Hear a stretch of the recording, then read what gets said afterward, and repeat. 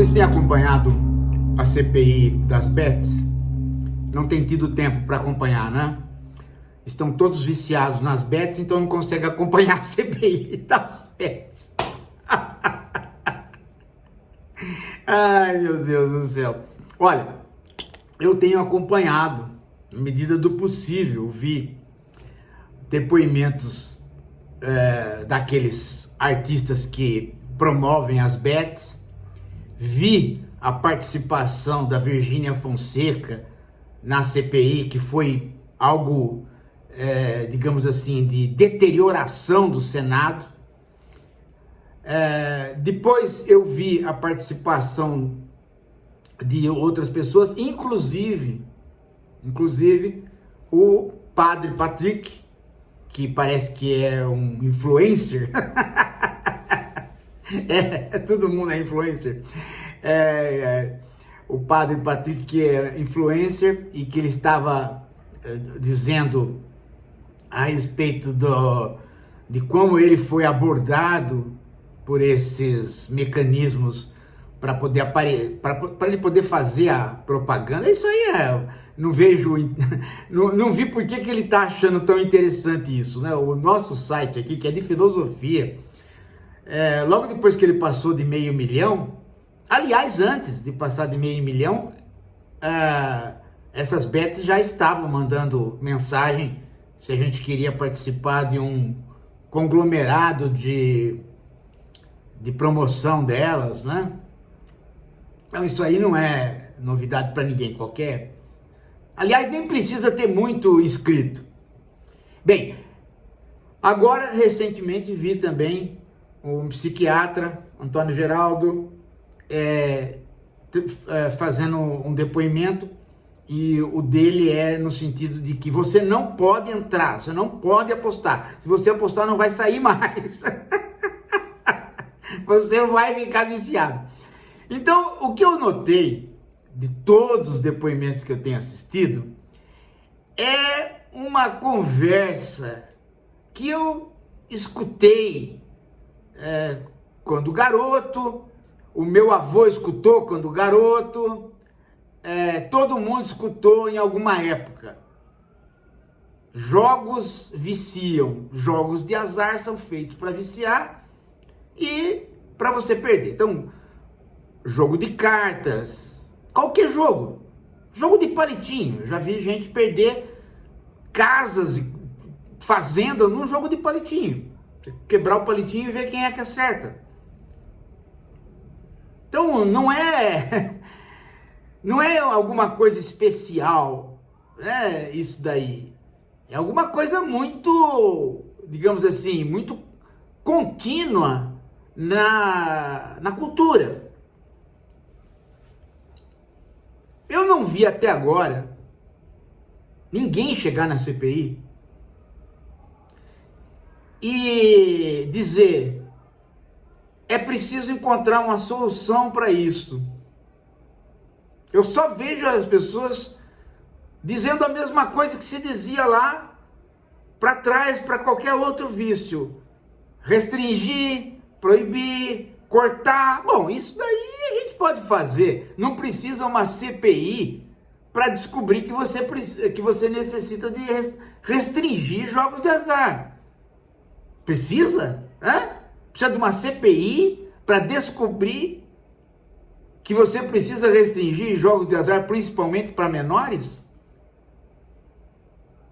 Tudo bem, você pode me dizer, mas ninguém carregava um cassino na mão como carrega hoje o celular. Mas e o palitinho? E o jogo de palitinho? Jogo de palitinho é um jogo assim, os caras se reúnem desesperados para encontrar um jogo, e o cara põe ali, uma fazenda, se você acertar os palitinhos que eu tenho na mão, e vai quebrando os palitinhos e vai perdendo. Tem uma banca para isso. Então não... É preciso dar a dimensão para as coisas, não é? A dimensão histórica para as coisas, para poder entender o que está acontecendo. Aliás, talvez seja um problema dessas CPIs, é que eles sempre chamam para falar nas CPIs, né, as pessoas que o senso comum acredita que sabe alguma coisa. Então, médico, psicólogo, aí o promotor da mídia, que, né, é sempre as mesmas figuras, sempre as mesmas. Eles acham que essas pessoas sabem. O médico é fantástico, né? Médico e psiquiatra é fantástico, eles sabem de tudo, gente. Você tem um problema, vira doença, tudo patologia, tudo é patologia, e aí chama o médico. É impressionante o negócio, sabe? É um negócio impressionante como o grau de patologização da vida para poder encontrar o profissional. Eu acho que tem um problema aí também de encontrar o profissional, né? Então, padre, médico, psiquiatra, sempre esse triunvirato. E o cara da mídia, né? O cantor, o influencer more. Para tudo, gente. Para tudo. É sempre a mesma coisa. CPI de educação, CPI de tudo, gente, tudo. Agora, se é CPI de alguma questão econômica, aí chama só economistas. É uma profissionalização das tarefas, porque a CPI precisa chamar pessoas que são técnicas. É absurdo isso daí, é absurdo, é absurdo. Ninguém, e aí, portanto, né, não se pergunta nunca as raízes dos problemas. Porque essas pessoas, elas têm uma visão profissional, elas não têm uma visão filosófica sobre os problemas que elas estão lidando. Nosso papel aqui, na esquerda reflexiva, é sempre pensar os problemas a partir da filosofia. Então, quando você vai para o campo dos jogos de azar e cruza este campo com os chamados vícios, é preciso ver qual é o campo que une os dois. Qual o elo entre o vício e o jogo de azar? A pergunta, portanto, ela é uma pergunta antropológica. O que faz o homem precisar deste vício? Essa é a questão que não é colocada. Porque não passa pela cabeça deles que o homem precisa desse vício. Passa para a cabeça deles que o homem caiu nesse vício. É um buraco, né? Você vem andando e cai nesse buraco. Nunca passa pela cabeça deles que o buraco foi construído pelo próprio homem e que o buraco foi construído há milhões de anos, talvez um buraco tão velho quanto o buraco da religião, quanto o buraco da própria língua, quanto o buraco da própria caça.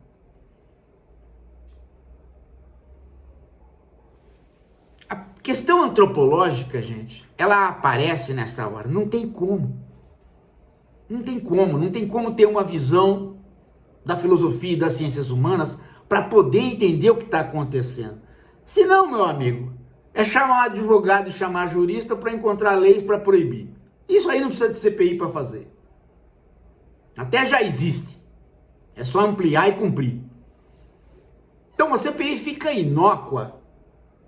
Uma comissão parlamentar de inquérito, de investigação, fica inócua se a investigação não é de fato uma investigação. Então a pergunta que eu quero colocar aqui é: desde quando jogamos? Desde quando nos viciamos em jogos de azar? Essa é a pergunta. Quando é que nós satisfazemos uma necessidade colocada por nós? A questão toda, gente, é entender quando é que o homem passou a cultivar e a necessariamente cultivar uma ludicidade. Essa é a questão. Que, de certo modo, foi desenvolvido na nossa bibliografia tradicional. Né? O Huizinga tem o Homo Ludus, um livro clássico sobre o assunto. Mas, para além do próprio livro clássico, aquilo que a gente observa no cotidiano dos mamíferos. Quando é que a gente joga? Né? Quando é que algo é do âmbito da causalidade natural? E quando é que o homem entra para fazer essa causalidade natural ser transmutada numa causalidade artificial, que é o jogo? Que eu posso muito bem olhar gatinhos e ver que os movimentos deles, brincando uns com os outros, são muito semelhantes aos movimentos que eles vão usar para caçar. Então eu posso pensar que eles usaram da ludicidade natural de mamíferos, felinos, para uma atividade utilitária de preservação do indivíduo e da espécie mais tarde. Mas o homem não faz isso. Esse que é o problema. O problema do homem é que a ludicidade, ela não é uma preparação para o posterior. Ela simplesmente é alguma coisa que aparentemente está ali para preparar o posterior, mas depois ela não sai mais.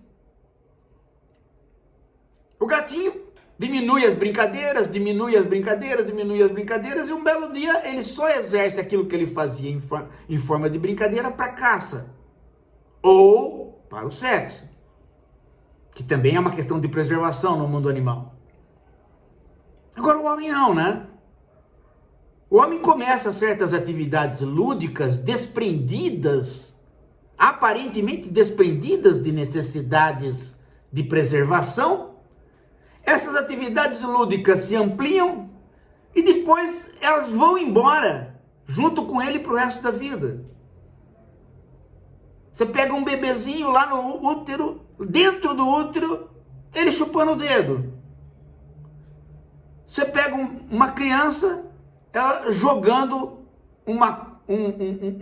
alguma coisa para fora do berço várias vezes. Você pega depois uma criança, ela fazendo de um cabo de vassoura um cavalo.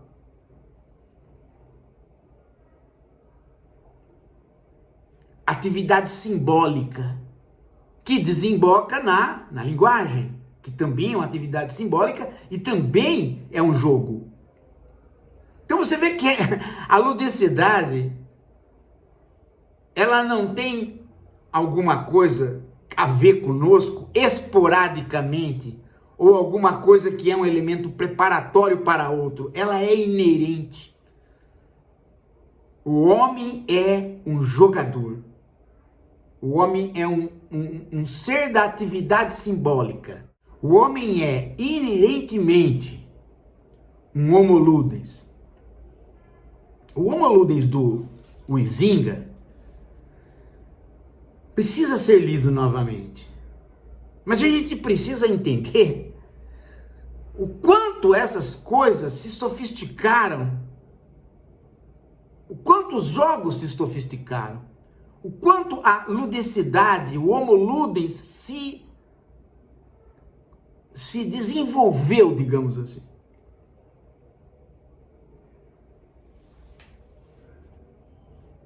A questão é,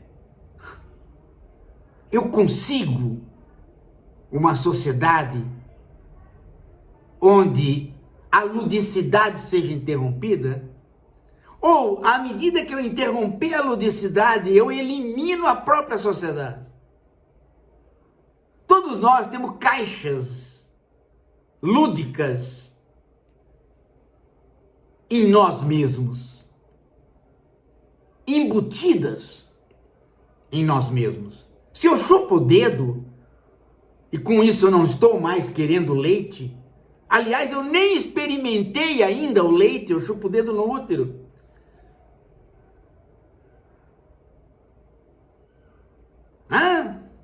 Pensa nisso.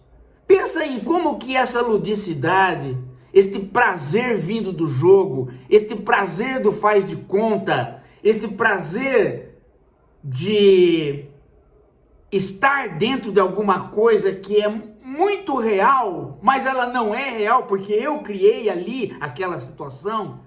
Esse elemento do faz de conta presente nos jogos, o quanto isto pode ser tirado da sociedade e nós, homens, continuarmos sendo chamados de homens. Se a gente olhar o problema por este lado, nós vamos chegar a uma conclusão muito fácil que a humanidade já chegou. Só a CPI que não sabe.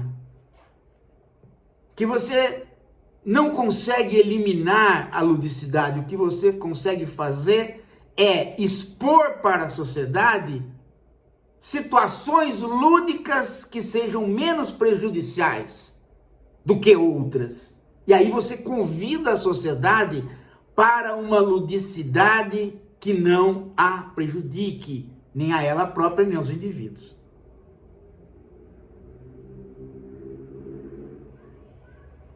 Então, o jogo, gente, ele se combate com o jogo. A ludicidade da aposta, ela precisa ser substituída pela ludicidade da própria atividade que você aposta. Por exemplo, né? As pessoas apostam no futebol, sinal de que elas não estão mais jogando futebol. As pessoas apostam no basquete, sinal que elas não estão jogando mais basquete. Tudo que vira aposta significa uma parcela da população que não faz mais aquela atividade proposta na aposta, que dá origem à aposta. Isso já é um dado. Segundo a ludicidade é alguma coisa que ela tem uma cota. Ela tem uma cota, como tudo. Como tudo na vida. Então, o sexo é lúdico. E você tem ele embutido no seu corpo. Você tem aparelhos de ludicidade no seu corpo. Mão, vagina, orelha, cérebro. Então você tem que ver como é que você oferece ludicidade numa sociedade para que ela caminhe por aquela ludicidade que a sociedade deseja, que a sociedade valoriza. E aquela ludicidade que a sociedade não valoriza e que não traz benefício. É só absolutamente isto. Só absolutamente isto. Para tal, você tem que sacralizar algumas ludicidades. Alguns elementos do jogo têm que pertencer ao corpo sagrado daquela sociedade. Quando o corpo sagrado desaparece, o jogo fica o jogo pelo jogo. E aí ele ganha o apostador em cima do jogo. Que foi exatamente assim que aconteceu com as Olimpíadas na transição dos gregos para Roma. Era uma festa religiosa, ninguém pensou em apostar. Todo mundo achava que quem vencia os jogos ou era um próprio Deus disfarçado, ou era um representante de Deus, um escolhido de Deus. Quando isso passou para os romanos, e a sacralidade dos deuses já não estavam mais presentes nas Olimpíadas, o que virou? Uma competição, e aí aqueles que não participavam faziam o quê? Apostavam. Apostavam. Em busca de uma adrenalina que eles não tinham porque eles não participavam. A adrenalina de encontrar com os deuses perde para a adrenalina da competição entre os homens. Eu ganhei, mas não fui eu que ganhei. Eu ganhei porque apostei naquele. E aí os jogos se deterioram. E praticamente desaparecem para voltar só na Idade Moderna enquanto Olimpíadas. Embora os jogos medievais sejam outra coisa. Então se você consegue estudar isso e entender isso, você percebe o quê? Que é preciso sacralizar alguns jogos. Alguns jogos têm que ser inerentes à sociedade. E eles têm que ser tão valorizados, que para ser cidadão é preciso jogar. De modo que a ludicidade é completada na sua cidadania. É por isso que o desporto, em alguns países, ganha um incentivo espetacular, né, na juventude.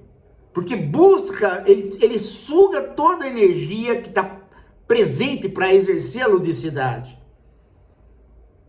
dentro dos quadros de uma sacralidade daquela sociedade, ou seja, se apresentar para pais, representar a nação, representar a cidade, mostrar possibilidades de superação.